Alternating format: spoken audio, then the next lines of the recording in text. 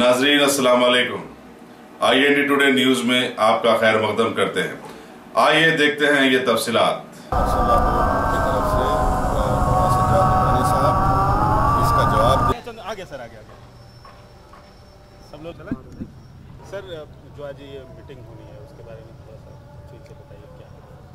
नहीं, 2 दिन पहले ही प्रमोद साहब हज़रत मौलाना सज्जाद नुमानी साहब ने, मौलाना खालिद सैफुल्लाह रहमानी साहब ने आपको बताया है कि ये जो 3 रोज़ा पर्सनल लॉ बोर्ड का इजलास होने जा रहा है हैदराबाद में 26वां, इसके क्या एजेंडा है। आज एग्जीक्यूटिव कमेटी की मीटिंग है, कल मेंबर्स की और स्पेशल इन्वाइटीज़ का 2 दिन मीटिंग होगी और 11 की रात में पब्लिक मीटिंग होगी।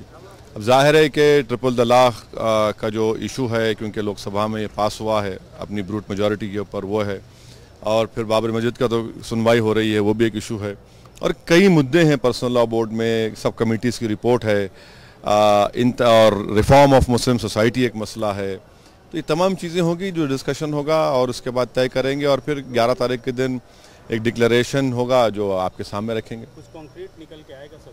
नहीं, यकीनन हर मीटिंग में, हर पर्सनल लॉ बोर्ड के इजलास में ही तो एक कॉन्क्रीट इश्यूज़ पर डिसाइड होता है और एक उस पर फैसला होता है और फिर डायरेक्शन दिया जाता है और हम तमाम लोग उसके ऊपर अमल करते हैं। सर ठीक इसी मौके पे 2 चीज़ें सामने आई हैं। एक तो मुस्लिम पर्सनल लॉ बोर्ड के एक नुमाइंदे श्री रविशंकर, देखिए ये जो आपका पर्टिकुलर सवाल है, इसका जवाब हज़रत मौलाना सज्जाद नुमानी साहब देंगे, अगर वो सही समझते हैं इस पर कुछ कमेंट करना। अगर नहीं करेंगे, मगर जो stated position personal law board कर रहा है, वर्किंग कमेटी का रेजोल्यूशन है कि किसी से बातचीत नहीं होगी, और ये मसला अब तो सुप्रीम कोर्ट में आ चुका है, तो सुप्रीम कोर्ट डिसाइड करेगा। और एक बात हम तमाम को याद रखने की ज़रूरत है कि 1991 में हमने places of religious worship act पास किया, जो ये कहता है कि 15 अगस्त 1947 को जो रिलीजियस प्लेसेस हैं उसमें कोई तब्दीली नहीं आएगी। इसको भी हमको याद रखने की ज़रूरत है। अब सुप्रीम कोर्ट ने, कल बेंच ने कह भी दिया कि ये एक लैंड का इशू है, तो बीजेपी को चाहिए कि ये अपना बाजा बजाना बंद करे, अपने जो एजेंट हैं या उनके जो जोकर हैं उनसे पूरी कोशिश करना बंद कर दें।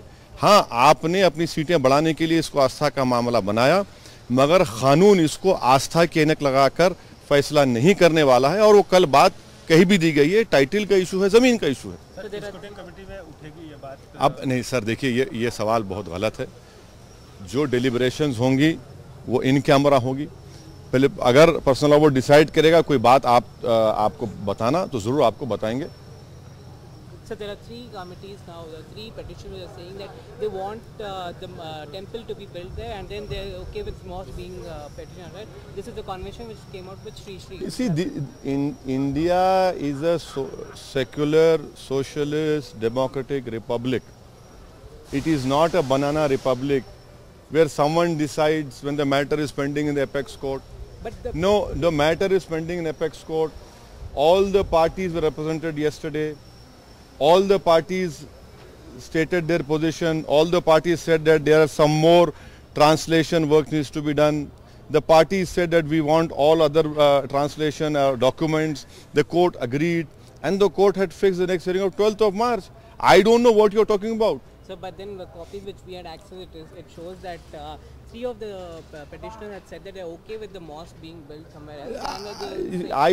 I don't know which parties you're talking about, but as far as the All India Muslim Personal Law Board is concerned, it is a resolution of working committee that we will not have any more talks.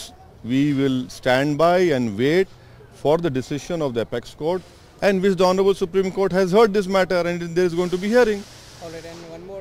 Now, yesterday, Sri also had spoken to Salman Naqvi, and he had said that if the university is built there also, he's fine with it. Well, you see, I don't know what this man is saying. Why don't you ask him why isn't he paying that NGT fine? Caesar's wife should be above suspicion. You should come with clean hands. You are not paying fine to NGT, and we are not going to speak. That is the stated position of Personal Law Board. That will stick to it. And if the Personal Law Board has to say anything, then Mr. Sajjad Numani, as a national spokesperson, if he feels fit, will definitely comment on it. Thank you. है।